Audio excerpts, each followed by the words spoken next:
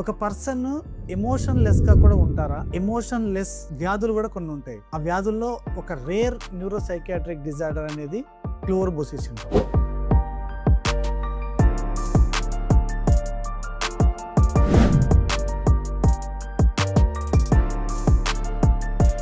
Emotion less అంటే మనకి for example Race Gurram సినిమాలో స్పందన క్యారెక్టర్, సిద్ధార్థ రాయ్ సినిమాలో హీరో క్యారెక్టర్, వీళ్ళని మనం ఇంచుమించు ఎగ్జాంపుల్స్ గా తీసుకోవచ్చు అనమాట. ఈ క్లోవర్ బుషి సిండ్రోమ్ అనేది ఏంటి అంటే వీటిల్లో కొన్ని కాంపోనెంట్స్ ఉంటాయి అనమాట. ఈ సిండ్రోమ్ పేషెంట్స్ వాళ్ళు ఎలా బిహేవ్ చేస్తారంటే వీళ్ళకి ప్లాసిడిటీ అంటారు. ప్లాసిడిటీ అంటే ఏంటంటే ఎమోషన్ లెస్ అనమాట.